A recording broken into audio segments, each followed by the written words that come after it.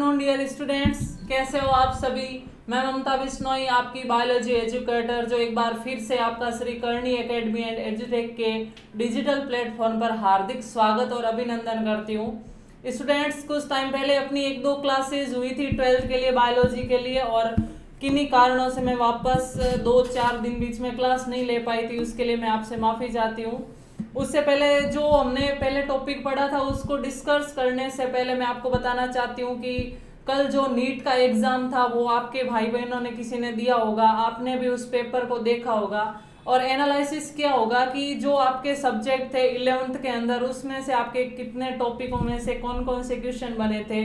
और नेक्स्ट जो हम 12th क्लास का सिलेबस पढ़ेंगे उसमें भी आपको पता चलेगा कि किस टॉपिक में से किस प्रकार के क्वेश्चन आए, जिससे मैंने आपको पहली क्लास में भी बताया था कि जो अगर आप नीट की आगे तैयारी करना चाहते हो, अगर आपका डॉक्टर बनने का सपना है, यही स्टूडेंट यही जो लक्ष्य है इसी को लेकर इसी रास्ते पर आता है। मतलब 11th के अंदर बायोलॉजी लेने का मकसद यही होता है कि सबसे बड़ी उसकी इच्छा होती है डॉक्टर बनने की, और यही सबसे पहली सीढ़ी है कि अगर आप डॉक्टर बनना चाहते हो तो आपको 11th-12th के अंदर ये सिलेबस लेना पड़ता है।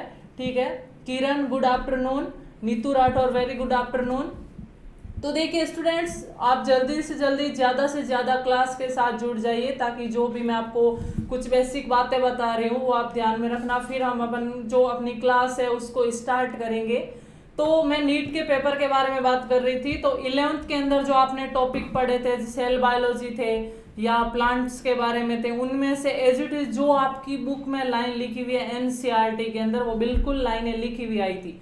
और मैंने आपको पहले भी बताया था कि अगर आपको इस रास्ते पे चलना है तो ये कोई एग्जाम टफ नहीं है, बल्कि इसमें क्या है कि जो आप 11th-12th में पढ़ रहे हो वही पोर्शन आपके आगे क्वेश्चन बन के आते हैं। ऐसा नहीं है कि उसमें कोई अलग से पढ़ाई होगी, बिल्कुल नहीं। जो बायोलॉजी के उसमें 90 क्वेश्चन आते हैं उसमें 11th-12th के सिलेबस के ही पूरे चैप्टर होते हैं, और यहाँ पे अगर आप ध्यान से नहीं पढ़ते हो तो वही आगे जाके क्वेश्चन बन जाता है। जो नीट की तैयारी करते हैं स्टूडेंट्स, आपने उनके नोट्स अगर देखे हो तो आपको पता होगा कि जो हम लाइन यहाँ पर इग्नोर कर देते हैं वो वहाँ पर लाइन क्वेश्चन बन जाती है। इसका मतलब है कि जो भी यहाँ पे आपको अभी पढ़ना है बिल्कुल हर लाइन को समझ समझ के पढ़ना है, क्योंकि अगर आप रटोगे तो रटी हुई चीज काम नहीं आएगी, जो समझी हुई चीज है। और वही एग्जामिनर देखता है कि स्टूडेंट्स ने जो पढ़ा है टॉपिक उसको समझा है या रटा है। Garima Singh very good afternoon.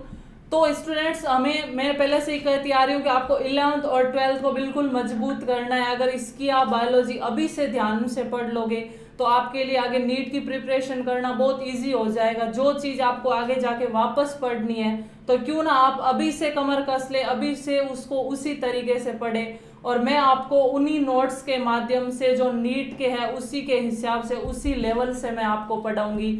बस मेरी यही आपसे रिक्वेस्ट है कि आप कंटिन्यू साथ में क्लास को देखते जाइए, जो भी आपके डाउट है वो आप साथ साथ में क्लियर करते जाइए, क्योंकि अगर आप बाद में वीडियो देखोगे और उसमें आपके कोई डाउट रह गए तो फिर उस जो डाउट है उसका सॉल्यूशन होना मुश्किल है। लेकिन जो स्टूडेंट्स कंटिन्यू साथ में क्लास ले रहे हैं उनका कोई भी डाउट है वो मैं क्लास में ही उसका जो आपके सॉल्यूशन है वो बता दूंगी।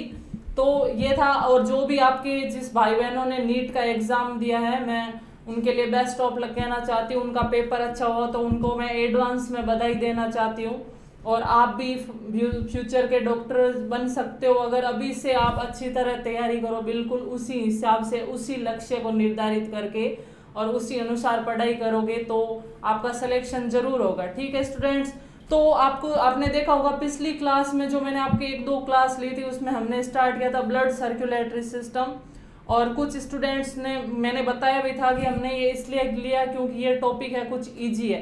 तो कुछ स्टूडेंट्स ने बोला कि मैडम बिल्कुल स्टार्टिंग से शुरू करो। तो आज जो मैं क्लास स्टार्ट करने जा रही हूँ उसमें मैं आपको बता रही हूँ आपके जो 12th में सिलेबस है बायोलॉजी का उसमें 2 पार्ट्स है, एक तो प्लांट वाला और एक है एनिमल्स वाला। और जो प्लांट वाला है वो है बॉटनी यानी वनस्पति शास्त्र, और जो एनिमल्स वाला है वो है जूलॉजी यानी जंतु शास्त्र। तो पहले भी मैं आपको बता चुकी हूँ कि जो जूलॉजी वाला पार्ट है वो आपके ज़्यादा इजी है, प्लांट्स के कंपैरिजन में जो जूलॉजी वाला पार्ट है वो आपके ज़्यादा इजी है। तो मैं सबसे पहले आपको जो आपकी इकाइयाँ हैं 5-5 इकाइयाँ दी हुई है, जो 5 इकाइयाँ हैं वो प्लांट्स के बारे में है और जो 5 इकाइयाँ वो जंतुओं के बारे में। तो सबसे पहले हम जो जंतुओं वाली इकाइयाँ हैं उनको स्टार्ट करेंगे। यानी आपके सिलेबस में आपने देखा होगा कि फर्स्ट यूनिट से लेकर 5th तक जो यूनिट्स है वो सारी प्लांट्स के बारे में, और उसके बाद जो 6 से लेकर 10 तक है वो आपकी यूनिट्स है वो एनिमल्स के बारे में, यानी जंतु शास्त्र है वो जूलॉजी। तो हम सबसे पहले जंतु शास्त्र का अध्ययन करेंगे। इसमें हम क्या देखेंगे, ज्यादातर इसमें आपके स्टडी होगी ह्यूमन के बारे में, मनुष्य के बारे में, अपने शरीर के बारे में जानकारी प्राप्त करना, अपने शरीर के बारे में पढ़ना। इससे ज्यादा इंटरेस्टिंग क्या हो सकता है कि आप खाना खा रहे हो तो आप सोचते होगे कि इस खाने का आगे क्या होगा, या मेरी जो बॉडी बनी हुई है वो किस प्रकार बनी हुई है, जो मेरी स्किन है वो कैसी बनी हुई है, ये सेंसिटिव क्यों है, या इसका कलर इस प्रकार का क्यों है, या आप जो श्वसन कर रहे हो, ऑक्सीजन गैस ले रहे हो, कार्बन डाइऑक्साइड गैस उत्सर्जित कर रहे हो, तो इन गैसों का आगे क्या होगा। तो ये सब जो हम स्टडी करेंगे वो किस में करेंगे, जूलॉजी वाले पार्ट में, यानी जंतु शास्त्र में, और इनकी इकाइयां 6ठी से लेकर 9वीं तक। तो सबसे पहले हम स्टार्ट करेंगे जो इकाई वो है 6th। इसके अंदर जो सबसे पहले आपके टॉपिक है, आपने पढ़ा होगा अध्यावरणी तंत्र, इंटेग्यूमेंट्री सिस्टम, अध्यावरणी तंत्र। तो आज स्टूडेंट्स जो हम 12th क्लास की बायोलॉजी की बिल्कुल 0 से स्टार्ट करने जा रहे हैं, और मैं 0 से 100 तक आपको ले जाऊंगी, आपको पूरा अच्छी तरह समझ में आ जाएगा। लेकिन शर्त यही है कि आप कंटिन्यू वीडियो देखते रहिए, और जो भी आपकी प्रॉब्लम है उसका साथ साथ आप सॉल्यूशन करते जाइए, ठीक है। तो हम जो टॉपिक आज स्टार्ट करने जा रहे हैं अध्यावरणी तंत्र, यानी आपके मानव कार्य की हम पढ़ेंगे। उसमें पहला जो टॉपिक है उसका नाम है मानव का अध्यावरणी तंत्र। देखिए, अध्यावरणी तंत्र का मतलब क्या होता है, अध्यावरण यानी बाहरी आवरण, अपने शरीर यानी अपनी बॉडी का जो बाहरी आवरण है वो क्या होता है, आपको पता है त्वचा, यानी हमारी जो त्वचा होती है वही अपने पूरे शरीर की बाहरी पार्ट को कवर करती है। तो हमारे त्वचा का जो भी सिस्टम है, या त्वचा में क्या क्या पाया जाता है, किस प्रकार की उसकी संरचना है, वो सब हम जिस तंत्र में अध्ययन करते हैं उसको क्या बोला जाता है, अध्यावरणी तंत्र, या इसको बोला जाता है integumentary system, integumentary system.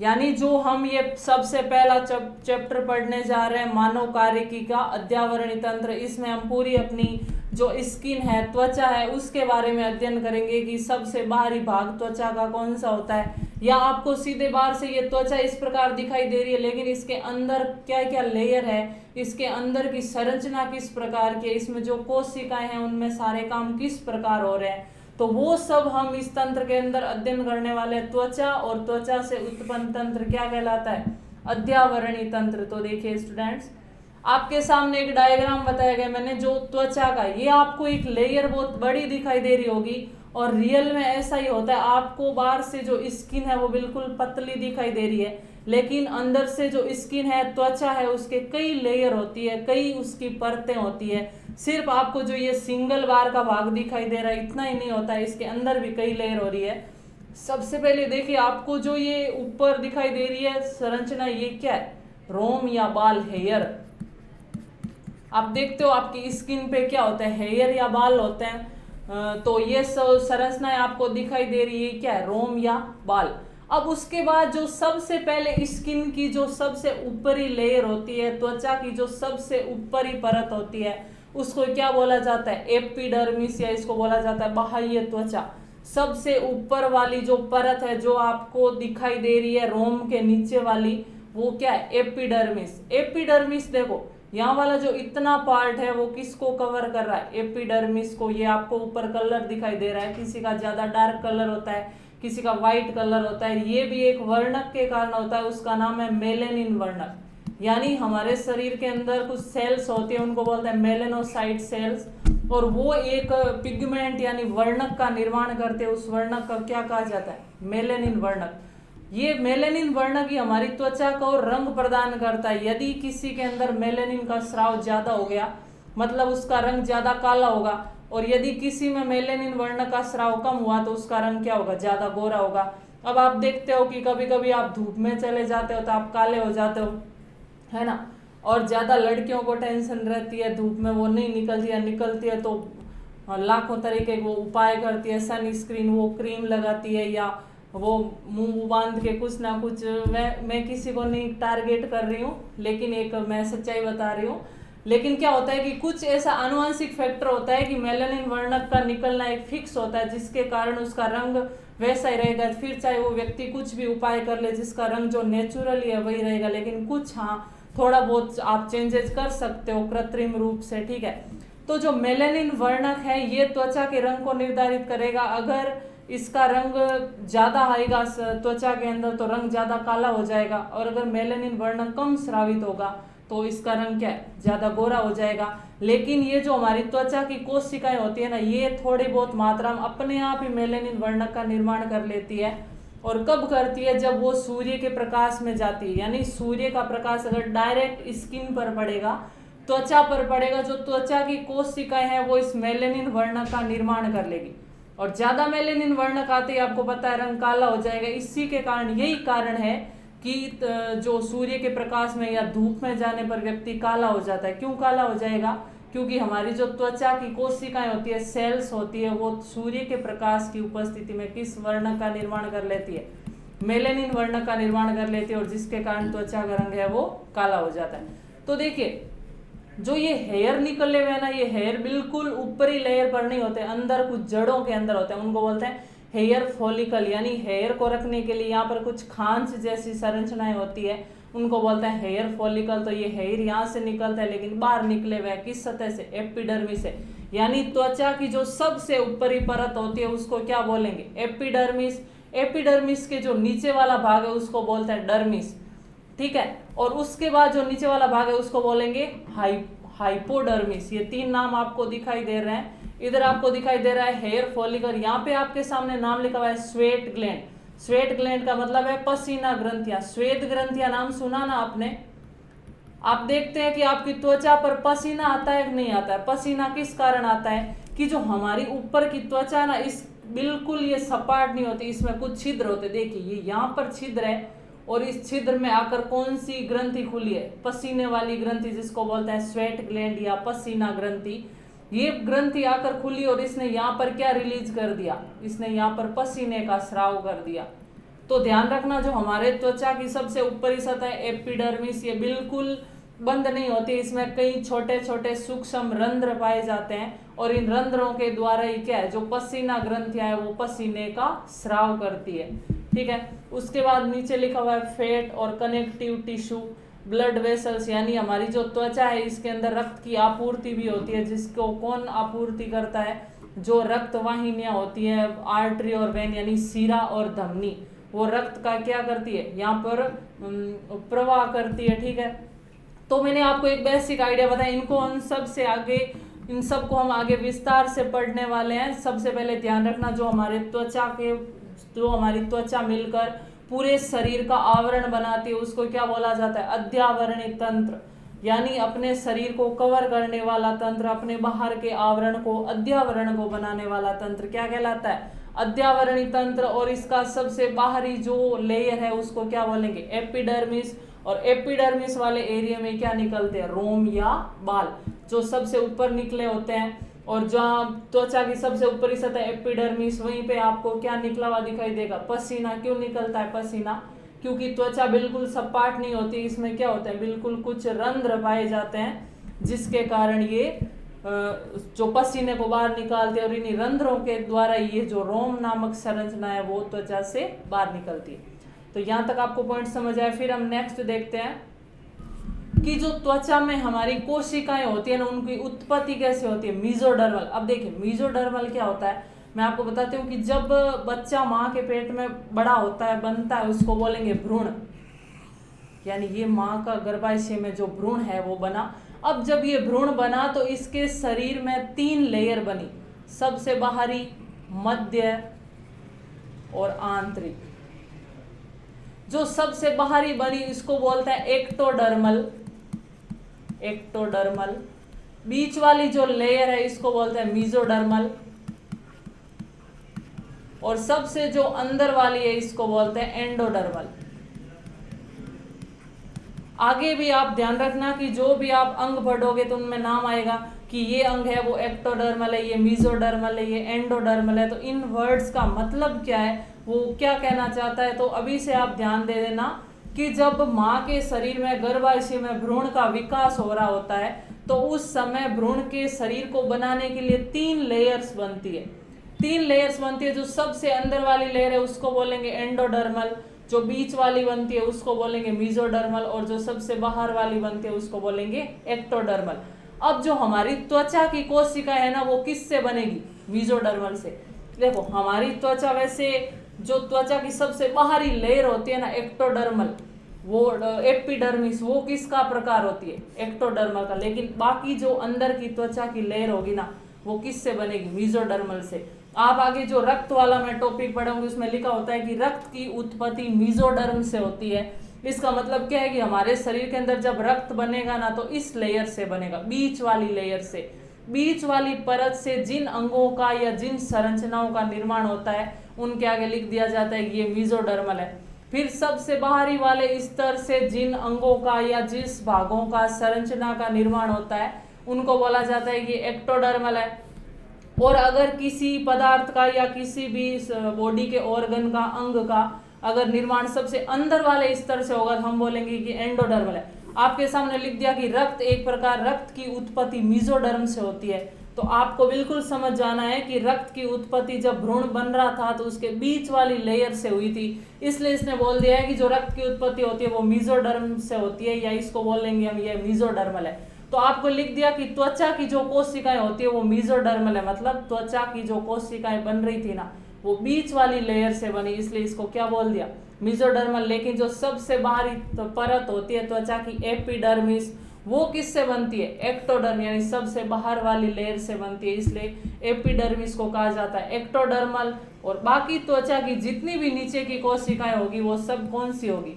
Mesodermal. तो समझ में आया स्टूडेंट्स आपको ये तीनों लेयर्स, एक्टोडर्मल, एंडोडर्मल और मीजोडर्मल। अगर साथ में कोई भी आपके डाउट हो तो प्लीज आप कमेंट करके बताना, और अगर आपको समझ में आए तो आप थम्स अप करके भी मेरे को बताना, ताकि मेरे को पता चले कि हाँ स्टूडेंट्स को कितना समझ आ रहा है, जो मैं एक्सप्लेनेशन दे रही हूँ वो आपके दिमाग में बैठ रहा है कि नहीं बैठ रहा है। ठीक है, क्योंकि अगर आप कुछ रिएक्शन नहीं दोगे तो मैं बोलती जाऊंगी, आप सुनते जाओगे, तो उससे कोई फर्क नहीं पड़ेगा। ठीक है, फिर आपके सामने लिखा हुआ वर्णक, मैंने आपको पहले ही बता दिया कि त्वचा को जो रंग देने वाला वर्णक होता है उसका नाम क्या है? मेलेनिन वर्णक। अगर इसका स्राव ज्यादा होगा तो व्यक्ति का रंग काला होगा, इसका स्राव अगर कम होगा तो व्यक्ति का रंग गोरा होगा। नॉर्मल है तो रंग भी नॉर्मल रहेगा। वैसे तो ये आनुवंशिक कारक है जो अपने आप शरीर में बनता रहता है। अगर कोई व्यक्ति में ज्यादा मेलेनिन बनने का गुण है तो फिर आप चाहे उसको किसी भी ब्यूटी पार्लर में ले जाओ, वो फिर उसका रंग चेंज नहीं होने वाला, या आप उसके कोई भी क्रीम लगा दो तो उसका रंग चेंज नहीं होने वाला है, क्योंकि उसका वो आनुवंशिक लक्षण है। थोड़ा बहुत आप सिंथेटिक रूप में उसको चेंज कर सकते हो, लेकिन आप लंबे टाइम के लिए उसको चेंज नहीं कर सकते। और उसके साथ ही अगर व्यक्ति धूप में चला जाएगा तो भी मेलेनिन वर्ण का निर्माण ज्यादा होगा, और मेलेनिन वर्ण का निर्माण ज्यादा होगा तो उसकी स्किन है वो काली हो जाएगी। इसी कारण कहा जाता है कि धूप में जाने से रंग है वो काला हो जाता है। फिर त्वचा में मुख्य रूप से 2 स्तर होते हैं, एक तो होता है अधिचर्म और एक होता है चर्म। यानी सबसे ऊपर वाला अधिचर्म है, वो भी कई लेयर का बना होता है, और उसके नीचे वाला भाग है चर्म है, वो भी कई लेयर्स का बना होता है। तो आप ध्यान रखना कि जो त्वचा में मुख्य रूप से कितने स्तर होते हैं? त्वचा में मुख्य रूप से 2 स्तर होते हैं, अधिचर्म और चर्म। आपने देखा होगा कि जो चर्म होता है वो किसको बोलते हैं? चमड़ी को बोलते हैं। तो जो चमड़ी का सबसे ऊपरी भाग है, ऊपर को बोलते हैं अधि, और चर्म यानी चमड़ी, यानी चमड़ी का ऊपरी भाग वो क्या कहलाएगा? अधिचर्म, और उसके नीचे वाला भाग क्या कहलाएगा? चर्म। ठीक है, नेक्स्ट अपन देखते हैं अधिचर्म। सबसे पहले हम अधिचर्म के बारे में पढ़ेंगे कि जो त्वचा की सबसे ऊपरी लेयर होती है उसमें क्या क्या होता है, कौन कौन सी उसमें लेयर्स पाई जाती है, उसमें किस किस प्रकार की कोशिकाएं होती है, क्या क्या प्रक्रम होता है उसके अंदर। ठीक है, तो देखिए स्टूडेंट, सबसे पहले इसमें लिखा हुआ है भ्रूणीय एक्टोडर्म से उत्पन्न। अभी मैंने आपको बताया कि जो त्वचा की बाकी कोशिकाएं होगी वो मीजोडर्म से बनेगी, लेकिन एकमात्र जो अधिचर्म है, एपिडर्मिस है, इस अधिचर्म को एपिडर्मिस भी बोला जाता है। जो अधिचर्म की कोशिकाएं होगी वो भ्रूणीय एक्टोडर्म से उत्पन्न होगी। स्टूडेंट्स, अगर आपको अभी तक मैंने पॉइंट बताया उसमें समझ आया हो तो प्लीज मेरे इस क्वेश्चन का आंसर दीजिए कि इसमें लिखा हुआ है कि भ्रूणीय एक्टोडर्म से उत्पन्न होती है अधिचर्म, इसका मतलब क्या है? एक्टोडर्म भ्रूणीय एक्टोडर्म से उत्पन्न, इस लाइन का मतलब बताइए आप मेरे को। अगर मैंने पिछली जो 2-3 लाइनें बोली वो अगर आपको समझ में आई है तो प्लीज आप इसका आंसर दीजिए कि भ्रूणीय एक्टोडर्म से उत्पन्न का मतलब क्या है। अधिचर्म की उत्पत्ति किस लेयर से होगी, बाहरी, आंतरिक या भीतरी, बाहरी, मध्य या आंतरिक, यानी एक्टोडर्म, एंडोडर्म और मेसोडर्म। अभी मैंने आपको बताया था कि जब भ्रूण बनना स्टार्ट हो जाता है तो उसके शरीर में 3 लेयर बन जाती है। 3 लेयर होती है, सबसे बाहरी एक्टोडर्मल, बीच वाली मेसोडर्मल और सबसे अंदर वाली एंडोडर्मल। अब इसने बोला है कि अधिचर्म की उत्पत्ति है वो एक्टोडर्म से होती है, तो इसका मतलब क्या है कि जो भ्रूण का सबसे बाहरी स्तर होगा उससे क्या बनेगी, अधिचर्म बनेगी, और बाकी जो अंदर की लेयर्स हैं उनका निर्माण किससे होगा, मेसोडर्म से। यानी पहले आपको लिखा था कि त्वचा की कोशिकाओं की उत्पत्ति है वो मेसोडर्म से होती है, और यहाँ पर लाइन आ गई कि अधिचर्म है वो एक्टोडर्म से उत्पन्न होती है। यानी जब भ्रूण माँ के गर्भाशय में बच्चा बन रहा होता है, माँ के गर्भाशय में जब बच्चा होता है उसको क्या बोलेंगे, भ्रूण बोलेंगे, उसको बेबी, बालक, बच्चा नहीं बोलते, उसको क्या बोलते हैं, भ्रूण या एम्ब्रियो बोलते हैं, भ्रूण या एम्ब्रियो। तो जब उसके शरीर का निर्माण हो रहा होता है तो उस टाइम जो सबसे बाहर वाली लेयर होती है वो किसका निर्माण करती है, अधिचर्म का। बीच वाली लेयर होती है वो चर्म के अन्य स्तरों का निर्माण करती है। आगे भी हम जो जो अंग पढ़ेंगे आप ध्यान रखना, हर टॉपिक में नाम आएगा कि ये अंग है वो एक्टोडर्मल है, ये एंडोडर्मल है या मेसोडर्मल है। तो अभी से ही आप ये लाइन ध्यान रख लेना कि वो जो बार बार वर्ड्स रिपीट हो रहे हैं, एक्टोडर्मल, एंडोडर्मल, मेसोडर्मल, उनका मतलब क्या है। तो अगर किसी भी अंग का निर्माण सबसे बाहरी लेयर से हो रहा है, बाहरी परत से हो रहा है, तो उसको हम क्या बोलेंगे, एक्टोडर्म।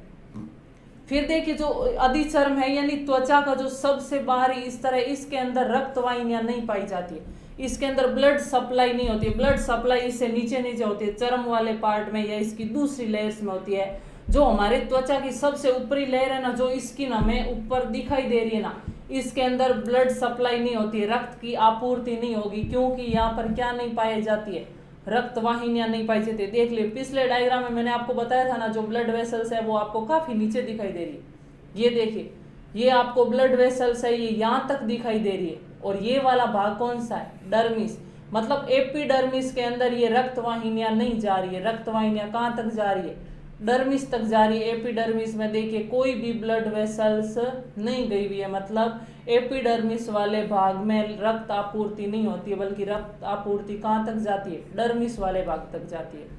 दिखाई दे रहा है आपको डायग्राम में, ये जो लाल और बैंगनी रंग की 2 रक्त वाहिनियां, लाल वाली है धमनी और बैंगनी रंग वाली है शिरा। तो ये जो दोनों रक्त वाहिनियां ये कौन से भाग तक जा रही है, यहाँ वाला पार्ट है डर्मिस का, ये डर्मिस तक जा रही है, ये यहाँ तक गई और ये यहाँ तक गई। बाकी ऊपर वाला भाग है एपिडर्मिस का, इसमें कोई भी रक्त वाहिनी नहीं जाएगी। और सोचिए जब रक्त वाहिनी नहीं जाएगी तो रक्त भी नहीं जाएगा, ठीक है। फिर आपके सामने लिखा हुआ है कि सबसे मोटी अधिचर्म कहाँ होती है, तलवे में। तलवे क्या होते हैं, अपने पैर के जो नीचे का भाग होता है उसको बोलते हैं तलवा। और जिन त्वचा पर ज्यादा रगड़ होती है ना, वहां की त्वचा मोटी हो जाती है। तो आपको पता है कि हम चलते हैं तो कंटिन्यू रगड़ कहाँ के होगी, पैरों के नीचे वाले भाग में, यानी तलुओं में ज्यादा रगड़ होती है, और उसी के कारण उनकी जो त्वचा है वो सबसे ज्यादा क्या होती है, मोटी होती है। तो ध्यान रखना, अधिचर्म यानी त्वचा का ऊपरी स्तर सबसे ज्यादा मोटा किस भाग में होगा, अपने पैर के तलुओं में। और फिर सबसे पतली अधिचर्म कहाँ होगी, अपने जो नेत्र का कॉर्निया होता है उनके अंदर क्या होती है, सबसे पतली अधिचर्म। ये क्वेश्चन आते हैं आपके एक लाइन में उत्तर देने वाले में, बहुत इंपॉर्टेंट है, आप स्क्रीनशॉट ले लेना कि सबसे मोटी अधिचर्म कहाँ होती है, तलुओं में होती है, और सबसे पतली अधिचर्म कहाँ होती है, नेत्र के कॉर्निया। देखिए स्टूडेंट्स, आपके जो सिलेबस में पूरा विस्तार से बताया हुआ है, जो आपके लाइनें लिखी हुई है उनको मैं बिल्कुल इजी वे में आपके सामने प्रस्तुत कर रही हूँ। पहले आप इसको अच्छी तरह पढ़िए, फिर आप अपनी बुक्स को पढ़िए, तो आपके कोई भी डाउट नहीं रहेगा। तो आप कंटिन्यू इसका स्क्रीनशॉट ले लीजिए, आपको यहाँ पे समझ में आ गया तो आप साथ में नोट्स भी बनाते जाइए, मेरी यही रिक्वेस्ट है आपसे। सबसे मोटी अधिचर्म तलुओं में और सबसे पतली अधिचर्म नेत्र के कॉर्निया में। फिर नेक्स्ट अपन देखते हैं, देखिए आपको त्वचा के 2 भाग दिखाई दे रही है। जो ऊपर वाला पार्ट है ये क्या है, एपिडर्मिस, और नीचे वाला भाग है ये है डर्मिस, इसमें रक्त आपूर्ति होगी जबकि एपिडर्मिस में रक्त आपूर्ति नहीं होगी। रोम या बाल नामक संरचनाएं किस भाग में पाई जाती है? एपिडर्मिस के अंदर। डायग्राम को अच्छी तरह देख सकते हैं आप।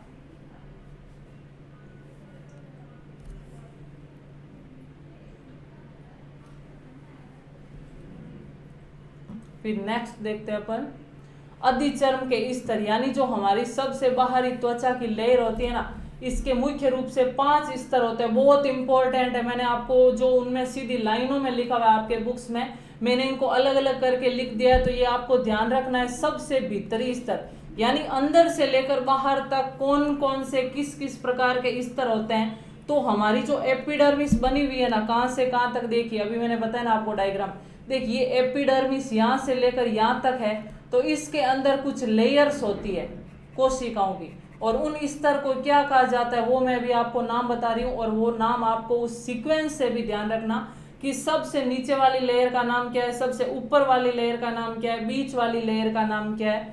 तो देखिए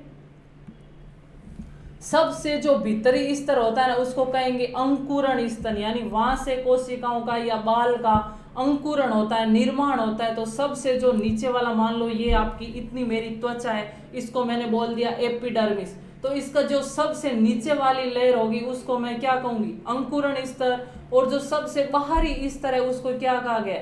किरण स्तर। जैसे मैंने इतनी संरचना को एपिडर्मिस मान लिया, तो ये वाला है अंकुरण स्तर और ये है किरण स्तर। फिर इसके बीच में कोशिकाओं की लेयर होगी, वो कौन कौन सी होगी, लेकिन आपको सीक्वेंस से ध्यान रखना। आपको पूछ सकते हैं कि अधिचर्म का सबसे भीतरी स्तर कौन सा है, सबसे बाहरी स्तर कौन सा है, तो सबसे बाहरी स्तर होता है किरण स्तर और सबसे भीतरी स्तर होता है अंकुरण स्तर।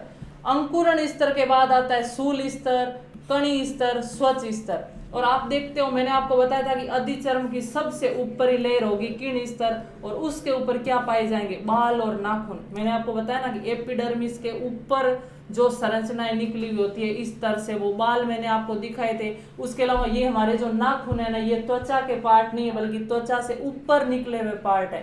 तो त्वचा की जो सबसे ऊपरी स्तर होती है किरण स्तर, और किरण स्तर के बाद ही क्या निकले रहते हैं? बाल और नाखून।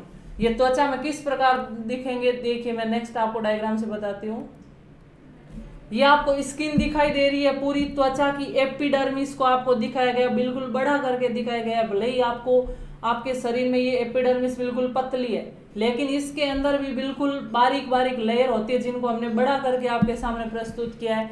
सबसे नीचे का जो स्तर है उसको क्या बोलेंगे? अंकुरण स्तर। उसके बाद शूल स्तर, इसके पश्चात जो कण वाली संरचनाएं पाई जाती है उसको बोलेंगे कणी स्तर। उसके बाद स्वच्छ स्तर, बिल्कुल क्लीन लेयर होती है जहां पर कोई कण और संरचनाएं नहीं पाई जाती है। इसमें ब्लड वेसल्स भी नहीं होती है, क्योंकि मैंने आपको बताया एपिडर्मिस में रक्त आपूर्ति नहीं होती है। रक्त आपूर्ति किस में होती है? डर्मिस में होती है। और सबसे ऊपर का क्या होगा? किरण स्तर। और इस किरण स्तर के पश्चात आपको यहाँ पर क्या दिखाई देंगे? रोम। और क्या दिखाई देंगे? अंगुलियां है तो नाखून, पैर की अंगुलियां तो भी नाखून, क्योंकि एपिडर्मिस तो पूरी स्किन का जो आउटर पार्ट है वही तो है एपिडर्मिस। ठीक है, तो आप ध्यान रखना ये क्रम जो लेयर का दिया हुआ है आपको इसी क्रम से याद करना है कि सबसे आंतरिक स्तर कौन सा है और सबसे बाहरी स्तर कौन सा है। और स्टूडेंट्स कल की जो मैं आपको क्लास लूंगी उसमें इसमें से अभी तक के जितने भी क्वेश्चन बने वो मैं आपको क्वेश्चन बोलूंगी, और जो स्टूडेंट्स इसका जल्दी से जल्दी आंसर देगा, पता चलेगा कि हाँ ये स्टूडेंट्स एक्टिव है साथ में, और आपको भी फायदा होगा कि आपको बिल्कुल साथ साथ याद होता जाएगा पार्ट। अब बाद में अगर आप इस टॉपिक को पढ़ोगे तो आपको सिर्फ रिवीजन करने का टाइम रहेगा, लेकिन अभी अगर आप वीडियो देख के छोड़ दोगे तो फिर आपके लिए बिल्कुल वही टॉपिक वापस नया हो जाएगा। लेकिन आज मैं थोड़ा थोड़ा पार्ट लेके पढ़ा रही हूँ ताकि आप पे ज्यादा लोड भी ना पड़े, आप अच्छी तरह उसको समझ सको और साथ साथ याद करते जाओ। तो मेरी आपसे यही रिक्वेस्ट है कि कल जो मैं नेक्स्ट क्लास लूंगी उसमें मैं इन लेयर्स का जो सीक्वेंस है वो पूछूंगी। मैं आपको पूछ सकती हूँ कि बताइए एपिडर्मिस का सबसे ऊपरी स्तर क्या होता है, सबसे नीचे वाला स्तर क्या होता है। और स्टूडेंट्स जल्दी से आपके इसके आंसर आने चाहिए कमेंट, ऐसे नहीं कि बस आप देखते रहो कोई रिएक्शन ना दो, तो पढ़ाना भी अच्छा नहीं लगता है कि जब स्टूडेंट्स सामने कोई रिएक्शन ना दे तो टीचर्स की भी वो इतनी नहीं रह पाती है पावर। अगर आप साथ साथ मेरा आंसर दोगे तो मेरे को भी पढ़ाने में इंटरेस्ट आएगा कि हाँ स्टूडेंट्स पढ़ने में इंटरेस्ट ले रहे हैं। ठीक है, तो अभी तक मैंने आपको जो पढ़ाया वो वापस एक बार मैं आपके सामने रिवीजन करवा देती हूँ। सबसे पहले हमने जो लिया था कि हमने अध्यावरणीय तंत्र के बारे में मैंने बताया कि जो अपने स्किन का पूरा बाहर वाला पार्ट है वो बनाएगा अध्यावरणीय तंत्र, और अध्यावरणीय तंत्र में हम अध्ययन करने वाले हैं त्वचा के बारे में। फिर मैंने बताया था आपके त्वचा के दो पार्टों में इसको डिवाइड किया गया, एपिडर्मिस और डर्मिस। एपिडर्मिस सबसे बाहर वाला पार्ट, इसमें कोई रक्त आपूर्ति नहीं होती है, इसी के द्वारा त्वचा का रंग निर्धारण होता है क्योंकि इसमें एक वर्णक पाया जाता है, मेलेनिन वर्णक। ठीक है। फिर हमने देखा था कि ये कोशिकाएं होती है त्वचा की, उनकी उत्पत्ति मेसोडर्मल से होती है, लेकिन एपिडर्मिस की उत्पत्ति किससे होती है? एक्टोडर्मल से। फिर हमने नेक्स्ट देखा था कि जो इसकी अधिचर्म की उत्पत्ति भ्रूणीय एक्टोडर्म से होगी और इसके अंदर कोई ब्लड सप्लाई नहीं होती है क्योंकि मैंने डायग्राम में बताया कि रक्त वाहिनियां होती है वो सिर्फ डर्मिस वाले पार्ट तक ही जाती है। देखिए ये डर्मिस वाले पार्ट तक जा रही है, एपिडर्मिस वाले पार्ट तक नहीं जा रही। इसी का कारण है कि एपिडर्मिस में रक्त आपूर्ति नहीं होती है। फिर मैंने आपको बताया था कि सबसे मोटी त्वचा होती है तलुओं में और सबसे पतली होती है नेत्र के कॉर्निया में। उसके बाद हमने एपिडर्मिस और डर्मिस का भी डायग्राम देखा। फिर हमने देखा अधिचर्म के स्तर, यानी कितने लेयर्स होती है, कितने स्तर पाए जाते हैं जो अपने सबसे बाहर वाली त्वचा है। तो ध्यान रखना इसके 5 स्तर है। सबसे नीचे वाला है अंकुरण स्तर, उसके ऊपर सूल स्तर, फिर कणी स्तर, स्वच्छ स्तर और किण स्तर। ये तो अधिचर्म के स्तर हो गए। और अधिचर्म के ऊपर जो एक्स्ट्रा पार्ट पाए जाते हैं वो कौन कौन से होते हैं? बाल और नाखून। देखिए आपको ये डायग्राम दिखाई दे रहा है कि ये 5 स्तर है। सबसे नीचे वाला, उसके बाद सूल स्तर है, उसकी मोटाई इतनी है। फिर है कणी स्तर जिसमें कण जैसी कुछ बारीक संरचनाएं पाई जाती है। उसके बाद ये है स्वच्छ स्तर और लास्ट में है किण स्तर। और इस स्तर के बाद क्या पाई जाती है? रोम और नाखून। ठीक है, रोम या बाल भी बोल सकते हैं इनको, हेयर, जो भी स्ट्रक्चर है वो जो एपिडर्मिस की सबसे लास्ट भी लेयर होती है किण स्तर, उसके पश्चात पाई जाती है। तो स्टूडेंट्स यहाँ तक मैंने आपको अध्यावरणीय तंत्र समझाया। अगर स्टूडेंट्स कोई भी आपके यहाँ तक डाउट है तो प्लीज मेरे को कमेंट करके बताइए। और अगर आपके कोई डाउट नहीं है, आपको ये यहाँ तक अच्छी तरह समझ में आ गया तो प्लीज थम्स अप करके मेरे को आंसर दीजिए, ताकि मैं इस क्लास को यहीं पे रोकूं और फिर नेक्स्ट कल आपको मैं इससे आगे वाला जो पार्ट है अध्यावरणीय तंत्र का उसका अध्ययन करवाऊंगी। उससे पहले हम आज तक के इसका वापस रिवीजन करेंगे। मैं आपको क्वेश्चन पूछूंगी और आपको फटाफट उस क्वेश्चन के आंसर देना है। तो बताइए स्टूडेंट्स, अगर आपको अच्छी तरह समझ में आ गया है तो प्लीज़ थम्स अप करके मेरे को आंसर दीजिए। और अगर किसी के कोई डाउट भी है तो वो कमेंट करके बता सकते हो, तो मैं अभी या नेक्स्ट क्लास में आपके डाउट का सॉल्यूशन भी करूँगी।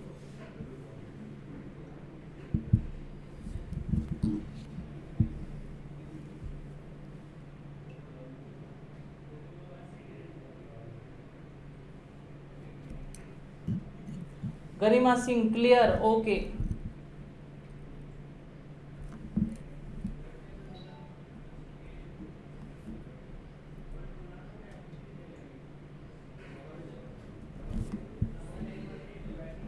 Neetu Rathore clear, Garima Singh clear, okay, well done. Neetu Rathore, Insaf Khan clear है आपके, ओके। तो स्टूडेंट्स यहाँ तक आपके क्लियर है। इसका मतलब नेक्स्ट क्लास में जो मैं क्वेश्चन पूछूंगी आप उसका आंसर जरूर दोगे। एस किरण क्लियर। इसका मतलब अगर आपकी नेक्स्ट क्लास में मेरे क्वेश्चन का आंसर आया तभी मैं समझूंगी आपको अच्छी तरह क्लियर हो गया है।